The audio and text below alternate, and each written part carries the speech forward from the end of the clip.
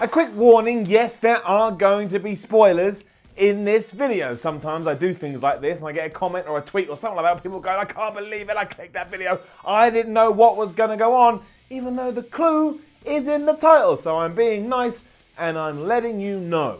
I'm a very caring individual. I can't come through the lens and give you a little hug and say it's going to be alright, so instead I'm doing it through this means instead. Yes. Mere hours ago, though, we did get a pretty big surprise on Raw because Triple H came out and he told us that Aleister Black, Johnny Gargano, Tommaso Ciampa and Ricochet were coming up from NXT and were going to make their Raw debuts. And we got some bizarre videos about each of them as Michael Cole commentated over the top like he didn't care, but it was something that a lot of fans have been waiting for a very long time. And they each had their own individual segments too. Elias, he got beaten by Aleister Black, Johnny Gargano and Ciampa defeated the Revival, and Ricochet teamed with Finn Balor to take out Bobby Lashley and that dastardly Lio Rush. On paper this sounds great, and in many ways it was, but it was also clearly rushed and could have been held off for a later date. So, Raw's biggest moment of 2019 just got ruined. Why? Here's why.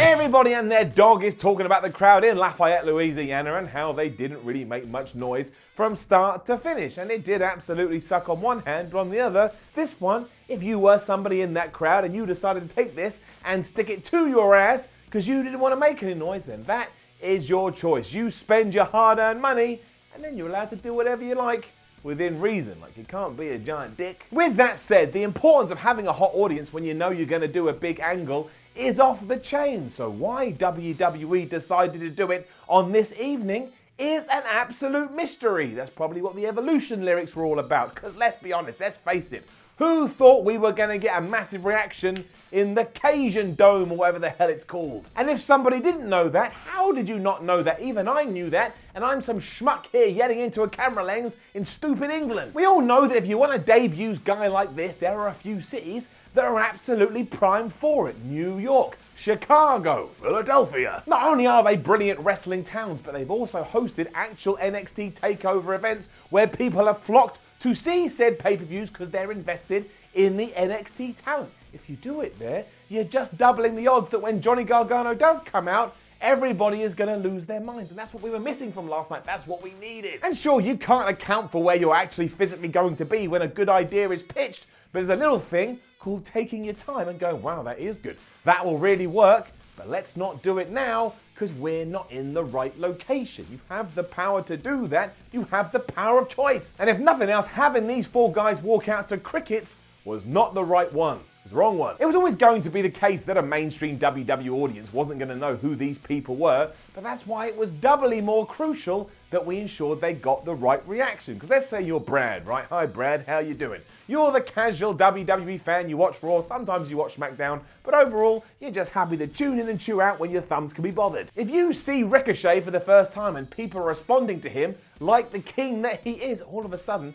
even instinctually, you're going to feel a bit like an idiot. Like, man, why haven't I been watching this guy? Who's this guy? Look at what he's making the people do. I'm absolutely going to start investing in Ricochet, especially when you start seeing how good he is in the ring. Probably going to make everything times 10 in terms of your enjoyment. If you go the opposite way, though, and think to yourself, well, okay, he's not going to get the best reaction in the world, but we know his in-ring ability will get him over, you're still cutting Ricochet's legs off at the first hurdle. You need that response instantly, and then boom, people believe, they want to see more. It sucks for those watching at home too, because it doesn't let the importance of the moment filter through to the other end of the TV. Like, even if you're the most hardcore Tommaso Ciampa fan in the world and you can't believe you're actually getting to see him on Monday nights, there's also going to be a little part of you that feels a bit sad about it all when you see this crowd just sitting around as if they're watching paint drying. Tommaso Ciampa ain't no paint drying. Tommaso Ciampa is the best heel in all the wrestling business. And if you do need some more evidence, we can easily just turn to Hulk Hogan versus The Rock at WrestleMania 18. In no universe should that be considered one of the greatest wrestling matches to have ever happened, but because it had the audience behind it and because a lot of wrestling fans were losing their minds, it gets mentioned in that category all the damn time. Even if you'd never watched a day of wrestling in your entire life, you could tell something special was happening because the atmosphere was unreal. There was nothing else like it. WWE must have known this was a risk too, because the decision was made to do all that announcement stuff with the videos at the start of the show. If you believed in your heart of hearts that Johnny Gargano or Aleister Black could have walked out there and been treated like they were Stone Cold Steve Austin from the late 90s, you wouldn't have done that. You would have tied into the surprise factor, because when you do the surprise factor, you get two reactions. Firstly, you get the one people are like, oh, there he is, I can't believe it. And then you get the other one of like, yes, finally, they're up from NXT, they're here on Raw. And it was still good how it was, don't get me wrong, but if you go on message boards or do a quick look on social media, people aren't losing their minds over it. They're all saying the same thing. Why did the fans not care as much as they should have done, or at least as much as I would have liked them to? In fact, they didn't really respond to anything throughout all of Raw. And the reason people are saying that is because it's true. What really blows my mind, and I imagine is about to blow yours, is that Raw is actually in Philadelphia in 2 weeks. On March the 4th, on Monday nights, they're going to roll into the Wells Fargo Center and perform in front of probably a rabid wrestling crowd. And yeah, there have been times in the past when that hasn't happened, but if you're hedging your bets, I would imagine there, you're going to get a better response. So surely there was no need to jump in so quickly, even more so, because I don't think this was a long-term plan. We haven't been saying for the last couple of months, on this day in February is where we'll unleash these four guys. Someone probably just came up with it, and we just didn't. We didn't hold back at all. Yeah, probably to help the rating, but it would have helped the rating more. It would have helped the long-term vision of the product if we had just waited 2 weeks. 2 weeks, that's nothing, 2 weeks. And look how it all broke as well. There were rumors on certain wrestling news sites, then WWE confirmed it on Twitter, and then mere hours later, Triple H was going, yeah, it is all right. They are here. Again, here's some weird-ass videos. And I can totally understand a show getting upended because you didn't know how the fans were going to react. And afterwards, you throw your hands up and go, well, what are we going to do about that? But when you have the power to hold off and you decide against it, that is madness. I know I've called it the biggest moment on Raw in 2019 too, which is a little bit of hyperbole. But really, what else has happened? Becky Lynch, she's done some cool stuff. But nothing really unexpected has happened since the turn of the year.